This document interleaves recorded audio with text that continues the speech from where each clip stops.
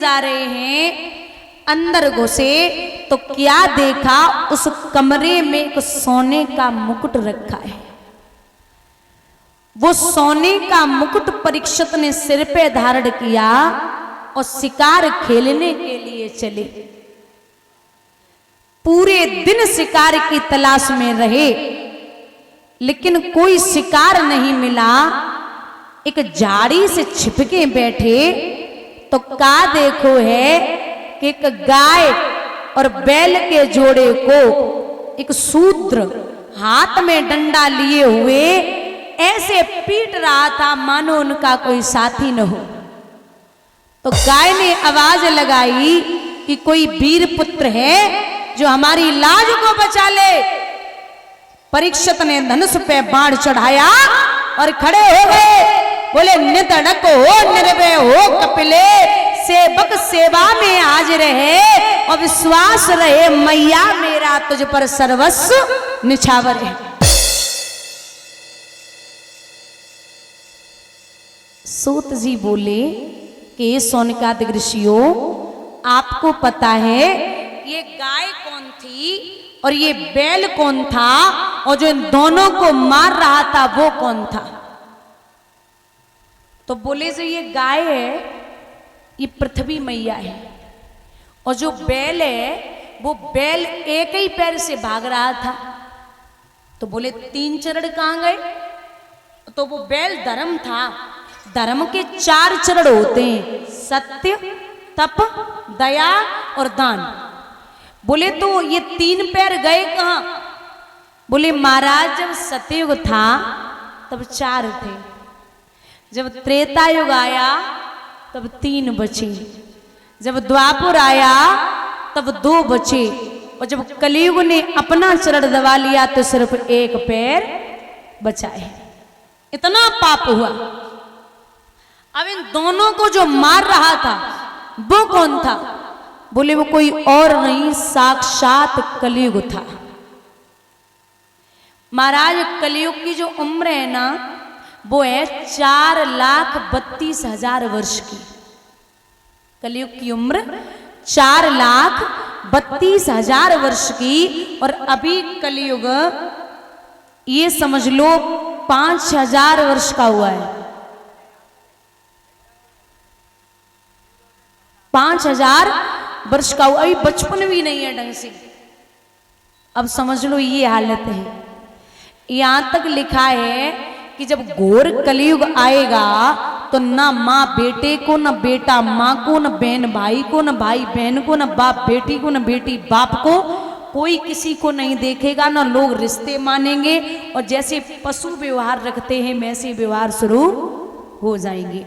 और जब कलयुग का अंत होगा तब आदमी की उम्र सिर्फ और सिर्फ 12 वर्ष की बचेगी और इतना छोटा सा होगा आदमी, इतना छोटा सा होगा कलयुग के अंत में जब पाप बढ़ेगा। तो बोले 4,32,000 वर्ष की कलयुग की उम्र है। अब जो कलयुग था उसने कहा नाथ सतयुग त्रेता द्वापर सब आए, सबने राज्य किया, अब मेरी बारी है, मैं भी करूंगा।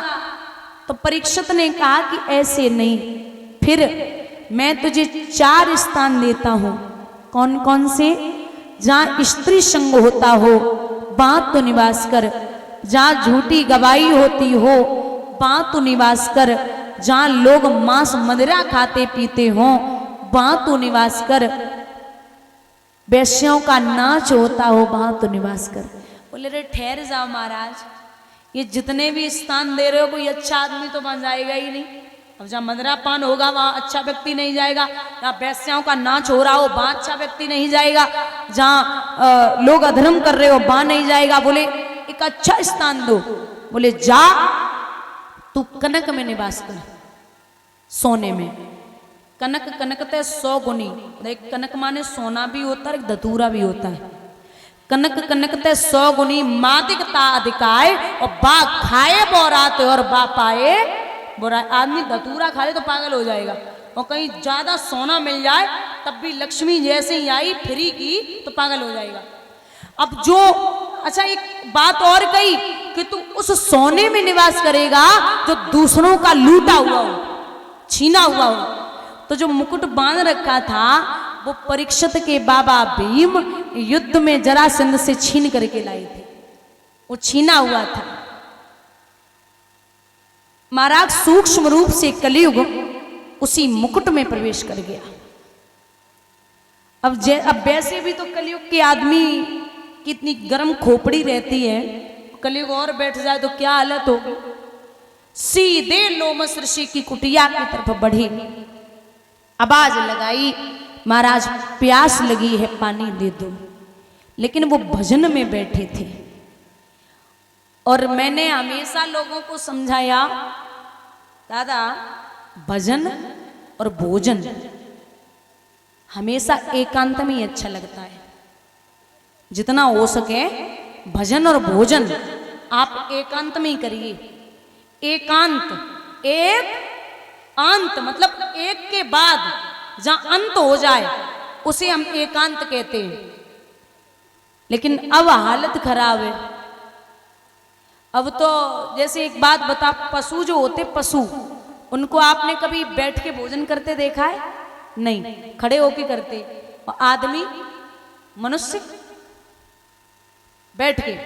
अब कहोगे ब्याह बरात में जाओ, जैसे पशु होते हैं ना, वो जैसे खेत में ढील दो तो पूरे ग्राउंड के चक्कर लगाते, तो वैसे ही लय प्लेट पूरे ग्राउंड के चक्कर लगाएंगे ब्याह बरात में। वो जो पशु काम करते वही इंसान करने लगा। ये भारत देश की संस्कृति है, ये तो भागवत है। यहाँ मैंने पहले ही बोला कि जो एक बार यहाँ नाच लिया उसे 84 लाख योनियों में नाचने की जरूरत नहीं पड़ती। लेकिन पहले एक समय था जब शादी विवाह होते थे तो शादी में नाचने वाले बाहर के आते और खाना बनाने वाले घर के होते, और अब नाचने वाले घर के और खाना बनाने वाले। पहले लोग खाते थे घर पे और सोच क्रिया करने बाहर जाते थे, और खाए के बाद तैयार सोच क्रिया घर में कर रहे। बोलिए गोविंद भगवान की। ये संस्कृति है। पहले चाहे कितना भी अच्छा फूटा सा घर हो तो लोग वहां राधे राधे सीताराम राधे श्याम ये सब लिखते थे। और अब 10 मंजिल मकान बना ले को सेठक घर में घुस जाइए, बाहर लिखी हुई है कुत्तों से सावधान। तो आप समझिए इसका मतलब यह है कि आदमी घर में रहता ही नहीं है। इतनी मानसिकता हो गई लोगों की। कहो कि तुम पिता से पूछो कि जी बेटा तुम आओ, बोले हाँ अपनी मम्मी पे ही गो है, वो आप मुझ पे ही गया है। मतलब बेटा होगा तो बोले मुझ पे गया, और बिटिया पूछ लो तो मातारी बोलेगी हम पे ही गई है। निवेदन है माता हो, इतना दिमाग मत लगाओ, क्योंकि चाहे बेटा हो और चाहे बेटी हो सबसे ज्यादा असर माँ का पड़ता है। और माँ का असर न पड़ता तो विश्व सर्वा ब्राह्मण के यहाँ राक्षस रावण पैदा नहीं होता, और माँ का असर न पड़ता तो हिरण्याकश्यप राक्षस के यहाँ भक्त प्रहलाद पैदा नहीं होता, क्योंकि उसकी माँ केतकी राक्षसी थी रावण की, और यहाँ प्रहलाद की माँ भक्तनी थी। बोलिए गोविंद भगवान की। सबसे ज्यादा असर माँ का पड़ता है। अब आज के समय में कोई गरीब आदमी हो और शर्ट फट जाए तो पैंट को कपड़ा उस शर्ट में लगाए कि वो निकल जाए, तो न लड़का जो सोचते थे जब भारत में नई फैशन आई है अब ऐसे ही पहनना है। आप घर में ऐसे चित्र लगाइए जो आपकी आने वाली पीढ़ियों पे अच्छा असर हो। तो अगर हीरो हीरोइन की फोटो लगी है ना, तो बाप की गोदी में ही बैठ के बच्चा पूछता पापा जी कौन है, पापा बोलते लल्ला जी मुंबई के हीरो है। अब तुम्हारे लल्ला अगर बड़े है कि मुंबई के हीरो ना ही बने पे तो गांव की गलियों को हीरो बने के जरूर दिखाई दिए। संस्कार तुमने ही डाले। कार मांगे अगर कार और न दे पाओ तो चलेगा, लेकिन संस्कार देने बहुत जरूरी है। संस्कार बच्चे में डालना है। और मैं हमेशा समझाती हूं कि जो बच्चे होते हैं ना घर में, वो बच्चे कभी सुनते नहीं है, देखते हैं। तुम जैसो करोगे ना वैसे ही वे करेंगे। कछु तो माताएं ऐसी हैं, बच्चा छोटो होवे ना तो बोलेंगी जल्दी पी ले दूध, लला बब्बा को गिरा दिए, जल्दी पी ले दूध, पापा को गिरा दिए पहलवानी में। अब तुम छोटे से सिखा रही हो कि पापा को बाबा को गिरा दिए, तू बड़े होके क्या करेगो, मारेगो। ये सच्चाई है। तुम ये समझिए कि महाराज बच्चे सुनते हैं नहीं देखते। बाबा अगर रामायण खोल के नाती को मंदिर के सामने बिठा ले 10 दिन तक, और 11वें दिन अगर बाबा रामायण न खोले तो नाती खुद ही बोलेगा बाबा आज तुमने रामायण नहीं खोली। ये तुम्हारा असर है, ये आदत पड़ जाएगी उसमें। तो संस्कार बच्चों को बचपन से डालिए जो वो अच्छी राह पर चले। ये आपके ऊपर निर्भर करता है कि जो मां 15 साल तक या 16 साल तक बच्चे को संभाल के रख लेगी वो कभी बिगड़ने वाला नहीं है। यहां बैठे हैं लोमश ऋषि भगवान के भजन में, तो विचार किया परीक्षित ने कि मैंने देखा है आंखों से और आंखों का पलक गिराया है, दिल ने सोचा देख कर मुझे इसने आंख को चुराया है।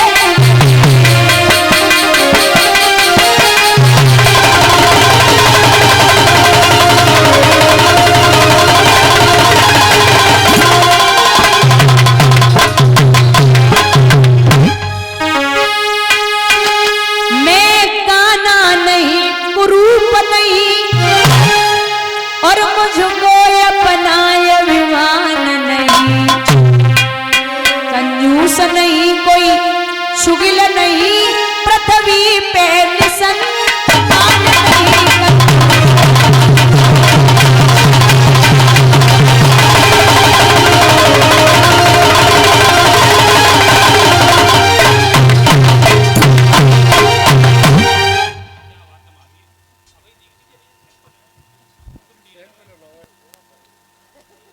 महाराज जवाब दिया मैंने देखा है आंखों से, आंखों का पलक गिराया है और दिल ने सोचा देखकर मुझे इसने आंख को चुराया है।